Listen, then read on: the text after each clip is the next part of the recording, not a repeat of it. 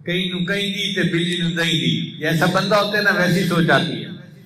مل کا چونکہ میرا یہ فیلڈ ہے ذکر و سلوک والا، اور ہمارے پاس اکثر بندے آتے رہتے ہیں کہ جی یہ پریشانی پڑھنے کو بتائیں، یہ پریشانی پڑھنے کو بتائیں، تو مجھے تو لگتا ہے کہ امام بخاری رحمۃ اللہ نے اس حدیث میں طلباء کو ایک پڑھنے کا نسخہ بتا دیا۔ کہنے لگے وہ کیا؟ میں نے کہا اس لیے کہ یہ حدیث کا آخری درس سنیں گے، تعلیم مکمل ہو گئی، اب یہ اپنے گھروں میں جائیں گے۔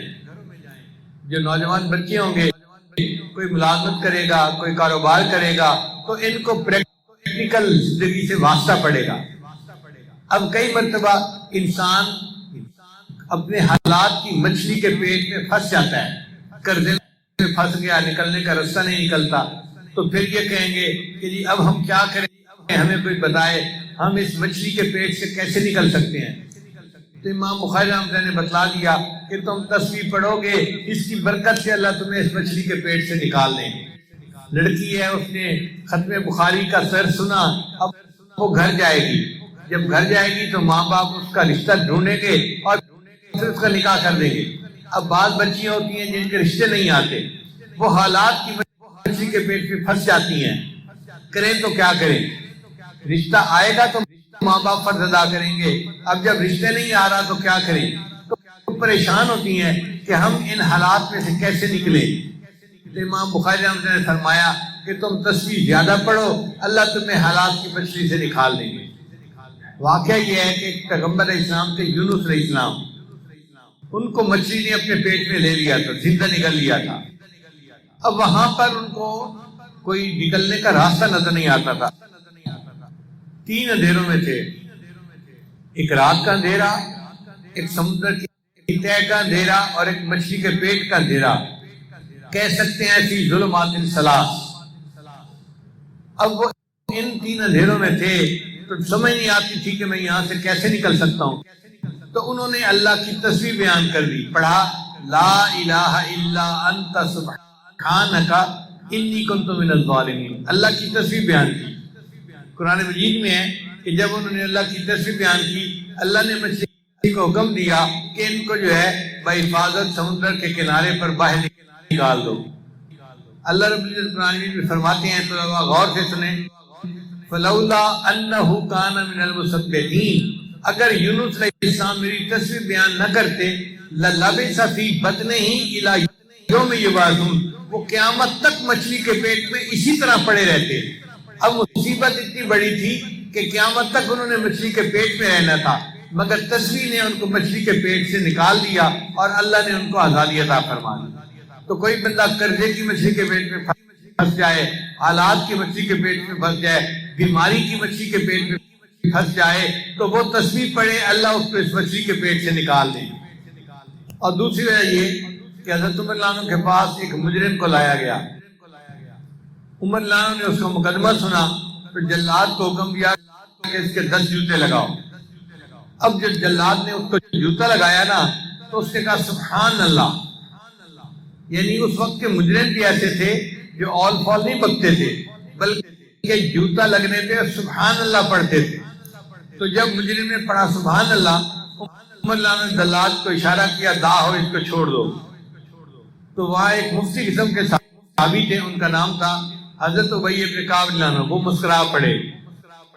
تو عمر رضی اللہ عنہ نے پوچھا میں یدھکو کا، حضرت آپ مسکرائے کیوں ہیں؟ انہوں نے کہا کہ قسم ہے اس ذات کی جس کے قبضے میں میری جان ہے، سبحان اللہ نے اس مجرم کی سزا میں کمی کروا دی۔ 10 جوتے لگنے تھے، سبحان اللہ پڑھا، ایک جوتے پہ معافی مل گئی۔ تو اگر یہ سبحان اللہ کا ذکر دنیا کی سزا میں کمی کر سکتا ہے، تو یقیناً ہم اگر اس کو پڑھیں گے تو ہمارے اوپر جو حالات آتے ہیں اللہ ان مصیبتوں کو بھی کم فرما دیں گے۔ تو امام بخاری رحمۃ اللہ نے طلباء کو یہ سبق دیا کہ تمہیں کسی عامل کے پاس جانے کی ضرورت نہیں ہے، تم حالات کی مچھلی کے پیٹ میں پھنس گئے ہو، سبحان اللہ کی کثرت کرو، اللہ نکال دیں گے اور پھر اچھے حالات تمہارے اوپر لے آئیں گے۔ اور ایک نقطہ اور بھی ہے کہ سبحان اللہ و بحمدہ، سبحان اللہ العظیم، یہ ذکر ہے۔ تو امام بخاری رحمۃ اللہ نے اپنی کتاب کے آخر کو ذکر کے اوپر ختم کیا۔ مقصد ان کا کہنے کا یہ تھا کہ عزیز تم زندگی میں اللہ کا ذکر کثرت کے ساتھ کرو گے تو پھر تمہیں موت بھی اللہ کے ذکر پر آئے گی، اور جس بندے کو اللہ کے ذکر پر موت آئے گی وہ سیدھا جنت میں جائے گا۔ تو ہمیں چاہیے کہ ہم اللہ کا ذکر کثرت کے ساتھ کریں۔ اللہ تعالیٰ پوری زندگی ہمیں ذکر کے ساتھ گزارنے کی توفیق عطا فرمائے، اور جب آخری وقت آئے تو اللہ ذکر کے ساتھ اس دنیا 10 کلمات ایسے ہیں، 10 فکرے، 10 باتیں کہ جو بندہ ان کو روزانہ پڑھے اس کے لیے اللہ کافی ہو جاتے ہیں۔ ان میں سے 5 فکرے دنیا سے متعلق اور 5 فکرے، ان 10 فکروں کو یاد کر لیں۔ ایک فکر بھی روز یاد کریں تو 10 دن میں حدیث پاک یاد ہو جائے گی، اور اس کو اپنی دعاؤں کا حصہ بنا لیں۔ جب آپ اس کو پڑھیں گے تو اللہ تعالیٰ آپ کے کاموں میں آپ کی کفایت ہو۔ پہلا فکرہ فرمایا حسبی اللہ لدینی، میرے دین کے لیے میرا اللہ کافی، یعنی دین میں کوئی فتنہ اور فساد نہ آ جائے۔ دین میں فتنے 2 طرح سے آتے ہیں، ایک شبہات کی وجہ سے اور ایک شہوات کی وجہ سے۔ تو اللہ تعالیٰ ہمیں ان دونوں فتنوں سے محفوظ فرمائے، ہمارا دین سلامت رہے۔ تو پہلا فکرہ حسبی اللہ لدینی، دوسرا فکرہ حسبی اللہ لما اہمنی، میرا اللہ کافی ہے ہر اس چیز کے لیے جو مجھے پریشان کرتی ہے۔ بندہ کرتا ہے، کوئی چیز کرتی ہے، کاروبار کرتی ہے، جو بھی ٹف ٹائم دے رہی ہے، میرا اللہ اس کے لیے کافی ہے۔ حسبی اللہ لما اہمنی۔ تیسرا فکرہ حسبی اللہ لمن بغا علیہ، میرا اللہ کافی ہے ہر اس کے لیے جو مجھ پر سرکشی کرے، چڑھ دوڑے۔ اگر کوئی ہمارے اوپر چڑھ دوڑنا چاہتا ہے تو اللہ اس کے لیے کافی ہو جائے۔ حسبی اللہ لمن حسدنی، میرا اللہ کافی ہے ہر اس کے لیے جو مجھ سے حسد کرتا ہے۔ دفتروں کی زندگیوں میں تو بہت حسد ہوتا ہے، لیگ پلنگ، تو اللہ نے ان سب حاسدوں سے بندے کو نجات عطا فرما دی۔ اور 5واں حسبی اللہ لمن کادنی بسوء، میرا اللہ کافی ہے ہر اس کے لیے جو میرے خلاف برے منصوبے بناتا ہے۔ اب برے منصوبے بنانا والا کوئی بھی ہے، کوئی بندہ ہے، کوئی جماعت ہے، ایمان والوں کے خلاف کوئی ملک بنا رہا ہے، جو مرضی بنا رہا ہے، اللہ ان سب کے لیے، یہ 5 باتیں دنیا کے لیے ہو گئی، 5 باتیں آخرت کے لیے۔ تو فرمایا حسبی اللہ عند الموت، کیونکہ موت کا لمحہ انسان کی زندگی کا سب سے زیادہ نازک لمحہ۔ حسبی اللہ عند المسألۃ القبر، میرا اللہ کافی ہے قبر کے سوال جواب کے وقت۔ حسبی اللہ عند المیزان، میرا اللہ کافی ہے میزان پر جب اعمال تولے جائیں۔ 9ویں بات حسبی اللہ عند الصراط، میرا اللہ پل صراط پر گزرنے کے لیے کے وقت میرے لیے کافی ہے۔ حسبی اللہ عند الصراط۔ اور 10ویں بات حسبی اللہ لا الہ الا ہو علیہ توکلت و الیہ انیب۔ اگر یہ 10 فکرے ہم ہر نماز کے بعد پڑھ لیں، ہمارا پروردگار دنیا اور آخرت کے تمام مسائل کے لیے ہمیں کافی۔ اور ہم دل میں بھی یہی بھروسہ رکھیں کہ میرے لیے میرا اللہ، یہ سبق یاد رکھیے کہ آج کی اس مجلس میں یہ سبق ہمیں پڑھا دیا کہ ہمارے لیے ہمارا اللہ، ہمارا پروردگار کافی۔ سیدنا علی کرم اللہ وجہ عجیب بات فرماتے تھے اے اللہ میرے لیے یہی عزت کافی ہے کہ تو میرا پروردگار ہے۔ اے اللہ میرے لیے یہی عزت کافی ہے کہ تو میرا پروردگار ہے، اور میرے لیے یہی فخر کافی ہے کہ میں تیرا بندہ، میرے لیے یہی عزت کافی ہے کہ تو میرا پروردگار ہے، اور میرے لیے یہی فخر کافی ہے کہ میں تیرا بندہ۔ مگر یہ سب آزمائش ہیں، اللہ تعالیٰ خوشی دیتے ہیں آزمانے کے لیے، کیا یہ میرا بندہ شکر ادا کرتا ہے یا نہیں کرتا۔ اللہ تعالیٰ غم دیتے ہیں آزمانے کے لیے کہ یہ بندہ صبر کرتا ہے یا نہیں کرتا۔ لیکن یہ آزمائش کی جگہ ہے. اللہ تعالیٰ نے فیصلہ فرما دیا وَلَنَبْلُوَنَّكُمْ، اور ہم ضرور بھی ضرور تمہیں آزمائیں گے. تو اس لیے آزمائش کی جگہ ہے. یہاں آزمائش تو ہر بندے کی ہونی ہی ہے، مگر ایک نقطہ ذہن میں رکھیں کہ ہمارے مشائخ نے لکھا ہے کہ غم کے حالات میں اکثر لوگ پاس ہو جاتے ہیں کیونکہ صبر کر لیتے ہیں.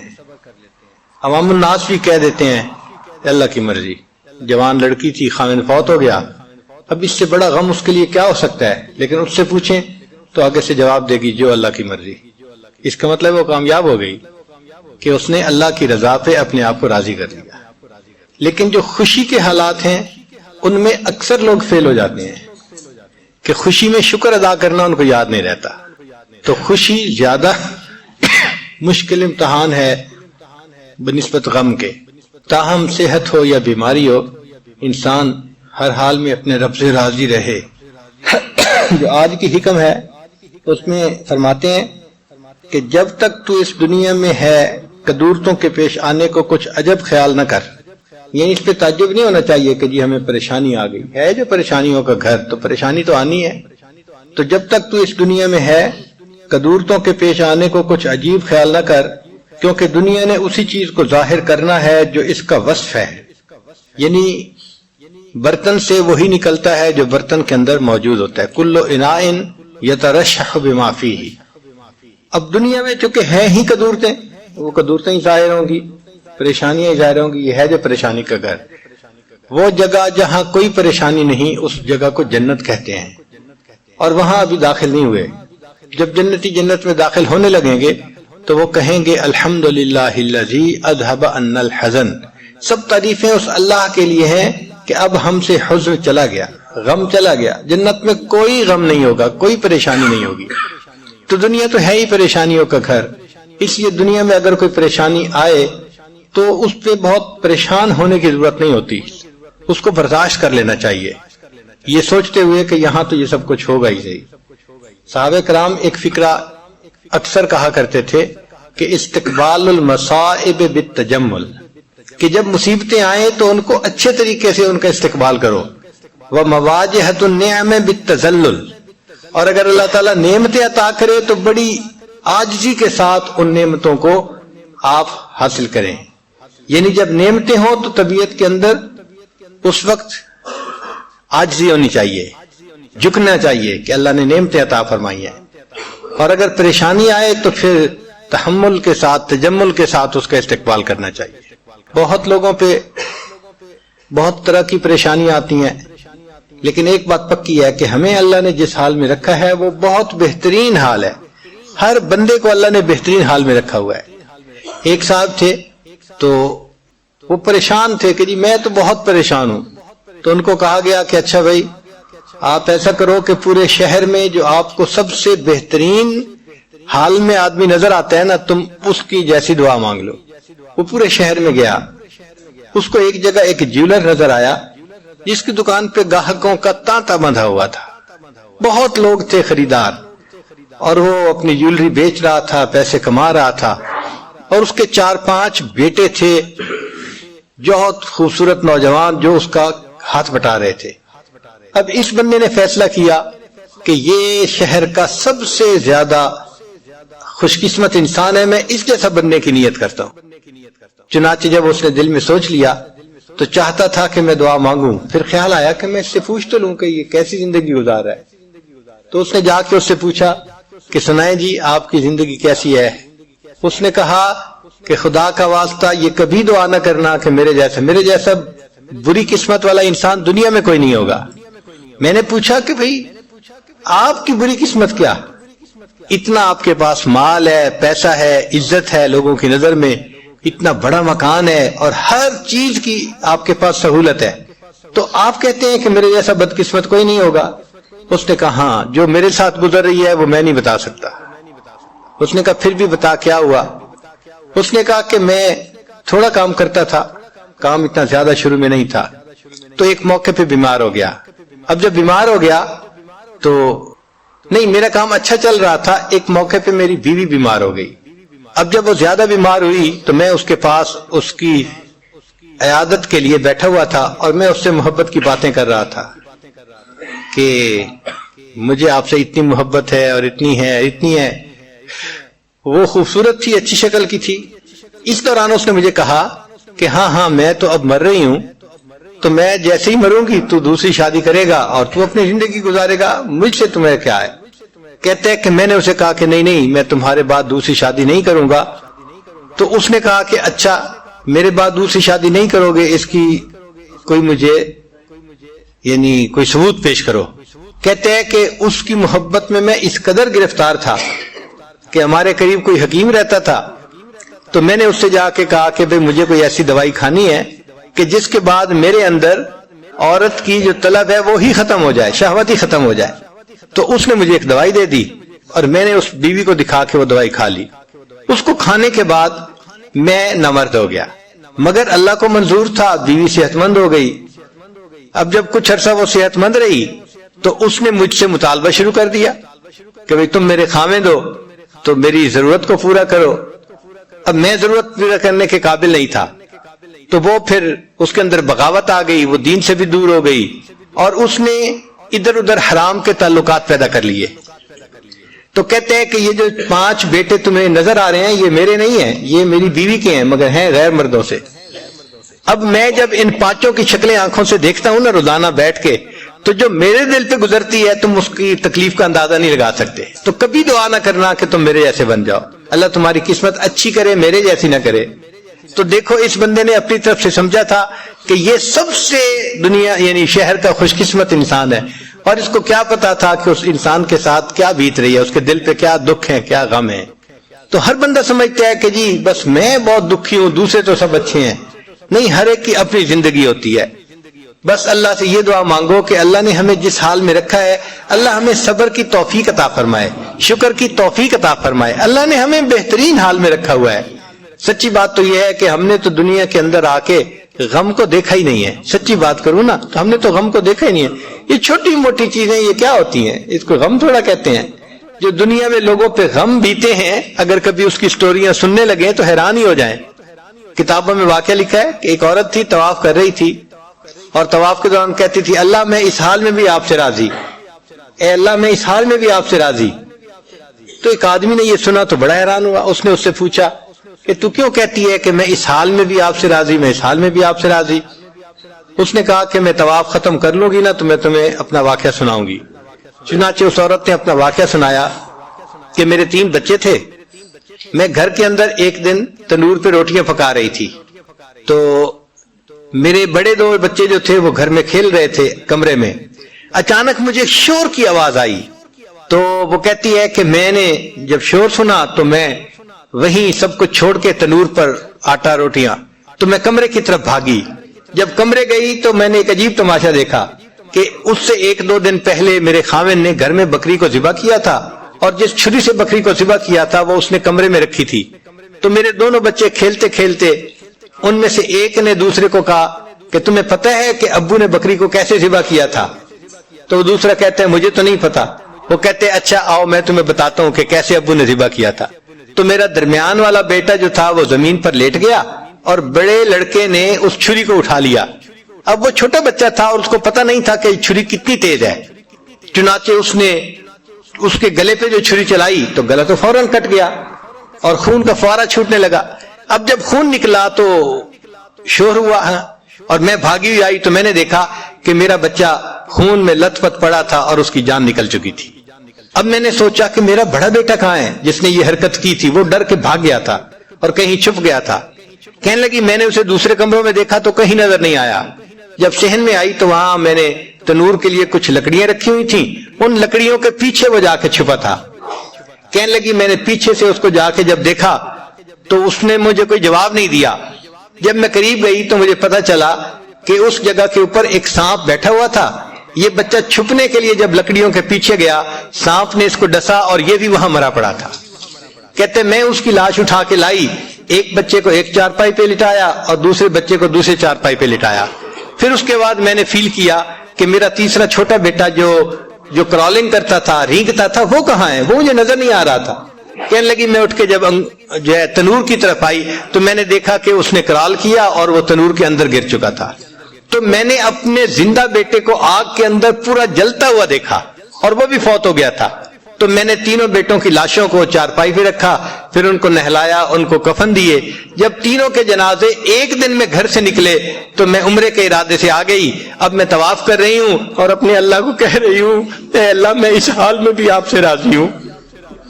آپ ذرا غور کیجئے نا اس ماں کے دل پہ کیا بیتی ہوگی کہ ایک دن میں جس کے 3 بیٹوں کا جنازہ گھر سے نکلے اور پھر وہ طواف کرتے ہوئے کہہ رہی ہے، اے اللہ میں اس حال میں بھی آپ سے راضی ہوں۔ تو ہم نے کہاں غم دیکھے ہیں، کہاں تکلیفیں دیکھی ہیں؟ ہم نے نہیں دیکھی۔ ہمیں تو اللہ نے بہت سہولت کی زندگی دی ہے، بہت آسانیوں کی زندگی دی ہے۔ ہم تو جتنا شکر ادا کریں اتنا کم بنتا ہے۔ چنانچہ بہادر شاہ ظفر آخری مغل بادشاہ تھا، تو جب اس سے فرنگیوں نے حکومت کو چھینا تو انہوں نے اس کی دعوت کی، اس کو قید کیا اور پھر اس کی دعوت کی، اور دعوت میں انہوں نے اس کے سامنے دسترخوان پہ جیسے کھانے کے برتن نہیں ہوتے ڈھکے ہوئے، یہ کھانے کے برتن رکھے۔ تو بہادر شاہ ظفر سمجھا کہ میرے لیے کھانا رکھ دیا گیا ہے۔ چنانچہ کہتے ہیں کہ 10 یا 11 اس کے بیٹے تھے اور اتنے ہی برتن تھے، وہ ایک برتن سے کور اٹھاتا تھا، ایک بیٹے کا سر اس میں نظر آتا تھا، پھر دوسرا اٹھایا دوسرے بیٹے کا سر، تیسرا، جتنے بیٹے تھے اتنے سر اس کو دسترخوان کے اوپر رکھے ہوئے انہوں نے دکھائے فرنگیوں نے۔ آپ بتائیں اس باپ کے دل پہ کیا گزری ہوگی کہ جس نے ایک وقت میں اپنے 10-11 جوان بیٹوں کے سر اپنی آنکھوں سے دیکھے۔ اسی پر تو اس نے اشعار لکھے تھے، نہ کسی کی آنکھ کا نور ہوں، نہ کسی کے دل کا قرار ہوں، جو کسی کے کام نہ آ سکے میں وہ ایک مشت غبار ہوں۔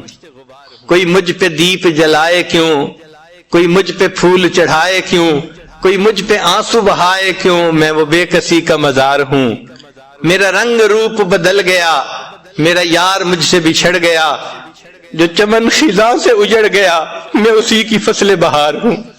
تو چمن خزاں سے اجڑے ہیں اس دنیا میں، ہمیں کیا پتا کیا کیا ہوا ہے دنیا میں، ذرا حالات تو پڑھ کے دیکھیں۔ بادشاہوں کے پورے خاندان کو ان کے سامنے ذبح کیا گیا۔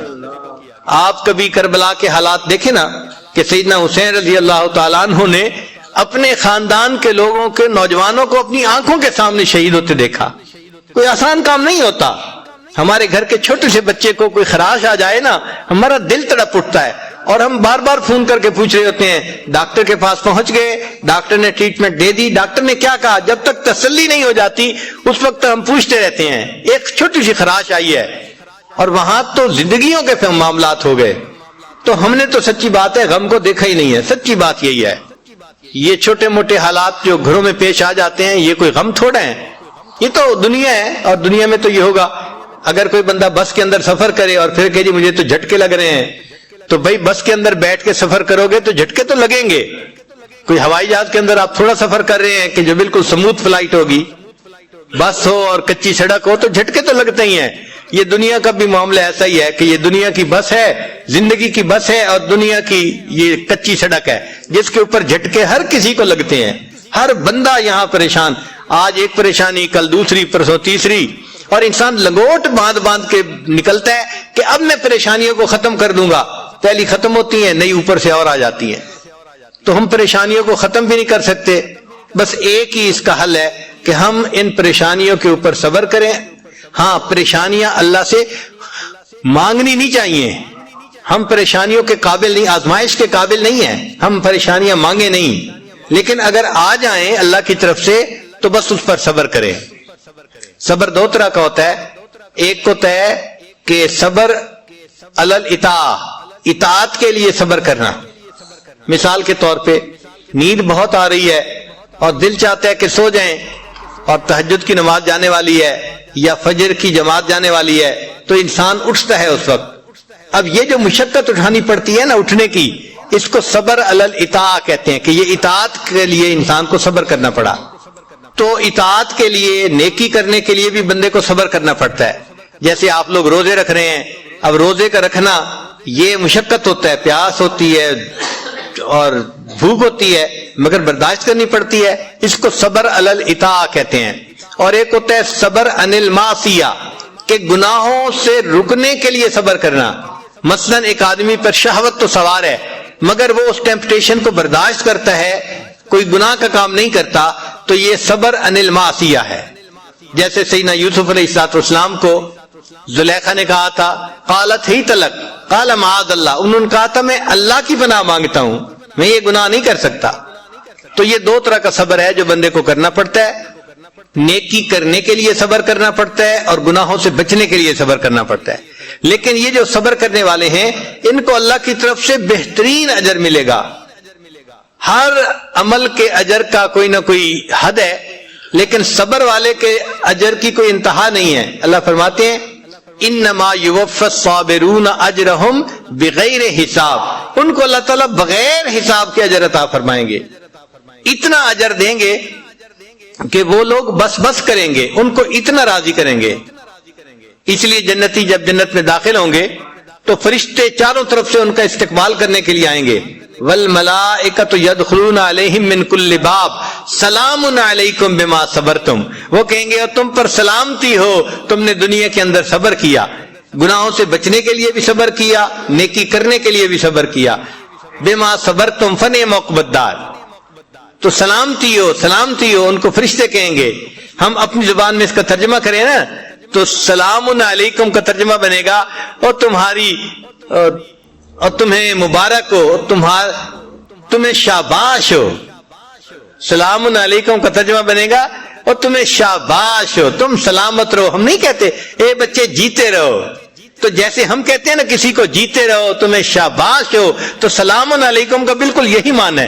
فرشتے یہ کہیں گے اوے جیتے رہو، تم کتنی اچھی زندگی گزار کے آئے، تم صبر کی زندگی گزار کے آئے. فنعم عقبی الدار، اب اللہ نے کتنا اچھا تمہیں گھر عطا فرما دیا. تو صبر والوں کو اللہ تعالیٰ دنیا میں بھی اجر بہت دیتا ہے اور جنت میں بھی ان کو بہت اجر ملے گا. تو ہمیں اپنے اندر یہ صبر کی صفت پیدا کرنی چاہیے. صبر تو اتنا بھی نہیں کہ اگر سامنے سے کوئی ناگوار لفظ سننے کو مل جائے نا تو ہم اپنے غصے کو برداشت کر لیں، ہمارے اندر اتنا بھی صبر نہیں ہے.